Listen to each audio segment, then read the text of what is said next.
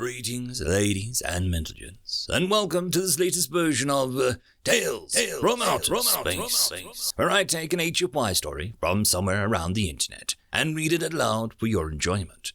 All the relevant links are down below. Like, subscribe, and all that YouTube comf to help this video and channel grow. Anyways, as always, I hope that you enjoy. I would just like to thank the following Tier 5 patrons and channel members for supporting the channel: Buzz Kennington, Datamagnet, and Bob the Dragon. Thank you again. And now, on to the story. Story number 1. Every HFY story ever, written by Scottson. A few million miles away from a pale blue marble, alien powers bickered. "We exterminate them," Kalitakutsativ screamed, his chitin fist cracking the table ever so slightly.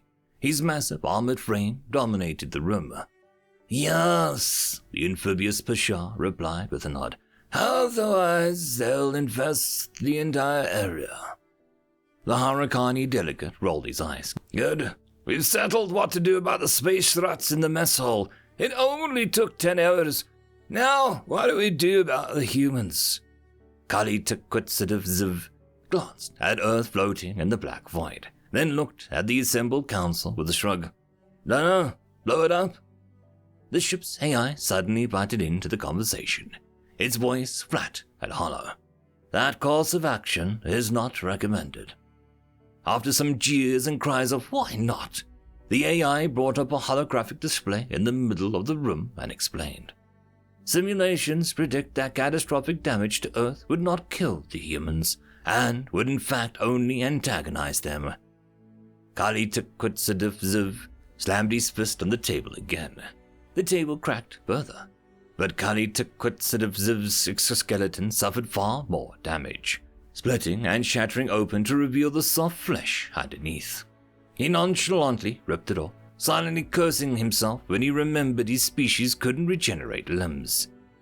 "Please explain to me exactly how they wouldn't die from an asteroid being dropped in them." Pasha raised her hand. "I thought we were going to gloss it." Another delegate raised her voice. "What? We all agreed on old-fashioned invasion." The crowd quickly devolved into chaos and argument. "We are gonna use a virus bomb.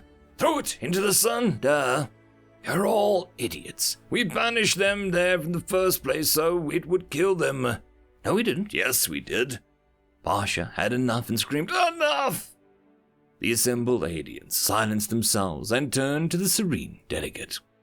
"We'll just do a combo of all of those things, huh? Besides, they're still in the Stone Age. They won't be able to stop us anyway." "That is unlikely," the eye said. "Why?" "Turn around." Pasha complied and whipped back only to see the significantly different Earth. Much of its greenery had shrunk, and countless points of light hovered around the planet in a pale white shimmer. "That's impossible," Pasha cried. "We had our backs turned for literally like 2 minutes." "This complicates things," Kalitakutsativ mumbled. But then his eyes brightened as he snapped one of his claws. "I got it! We'll drop 2 asteroids on them." Pasha pinched her brow and spoke. "No! Look, I know a few cosmic horrors and renegade AIs that owe me some favors. I'll call them and we'll get this all sorted out." "Also will not work," the AI replied. Before Pasha could ask why, live feeds were brought up around the galaxy. The Iron Cloud's computational matrix was cold and unknowing, its drones lying still in the cold darkness of space. The biohorde was black and crisp, its brains spilled over the continents of Mars. The 7 horrors were gone, only bits of corrupt flesh floating at the edges of the galaxy. And none could find words to describe what happened to the lurking one. Pasha's mouth fell agape. "How?" The AI responded by zooming in on one of the Iron Cloud's city-sized drones to show a small group of humans dancing on it, shooting guns in the air and making generally lewd gestures. "While you were all arguing," the AI said, "the humans have been having fun." Kalitakutsativ threw his limbs up. "That's it," he stated. "AI, order the fleets to begin cleansing of humans." The AI replied, "Of course, I will direct the first and second fleets to the nearest staging areas, and I will also sniff myself because I am a butt and I love smelling farts. Kali took quick sort of segmented jaw dropped. Huh?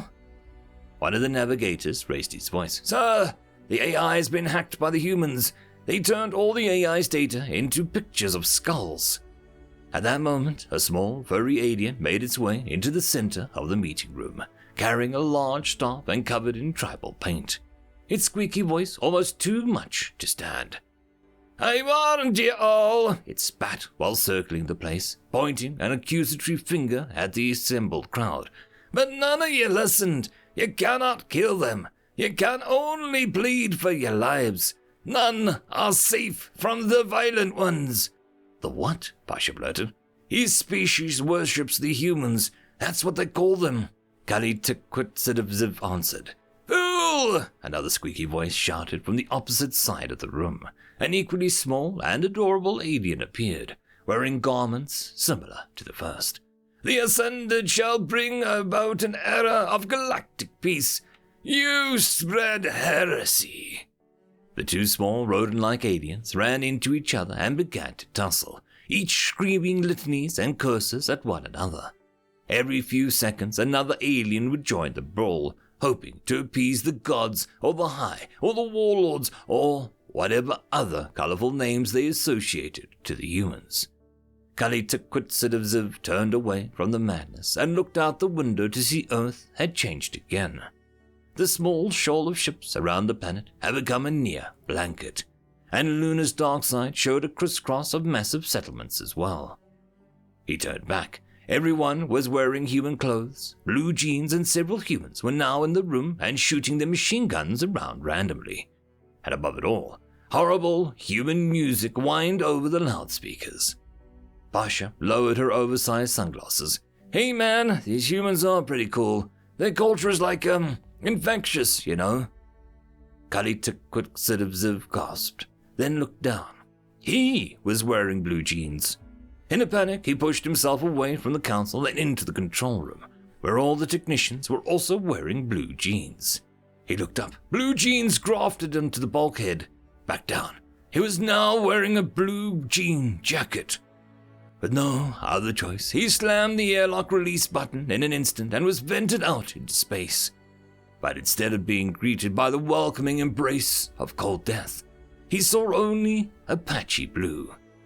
He opened his mouth to scream. There was no air, no nothing, only blue jeans. End of story. Story number 2, Fear, written by Muricon. But, why are humans so scared of us? Are you fucking kidding me? Look at yourselves, bloody giant snakes. You could literally crush us and eat us alive. And we know it. What sane being wouldn't be scared of that? But why? We've never done anything like that to you. It doesn't matter. You're a giant snake, and that means danger with capital letters. Oh, don't look at me like that. You look like you're about to eat me when you do that. It isn't a conscious thing, like if you see someone shooting up a place and you get the idea that you desperately need to be elsewhere. It is a primal lizard part of our brains that are all fight or flight.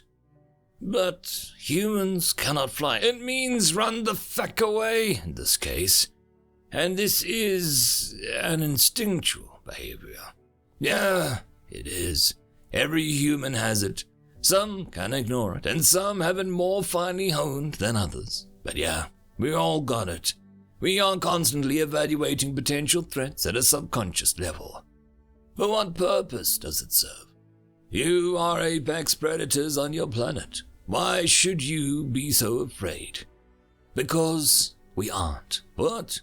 We aren't apex predators. We're near the top, sure, but that is only on a flat, open land. You get into mountains or jungles or oceans, and we're not apex, even today, which is why most humans don't go there. And if we do, it is usually to places with lots of other humans, and we don't go outside certain safe areas. The ones who go off on their own, They're constantly afraid, constantly checking to make sure something isn't about to kill them. That makes no sense. How could a species survive with such fear? We survive because of fear. There are insects smaller than my hand that will kill a human dead with a single bite. There are animals that can and do hunt and kill humans when they wander out into the native habitats. There are diseases that will cause you to die in all sorts of horrible ways.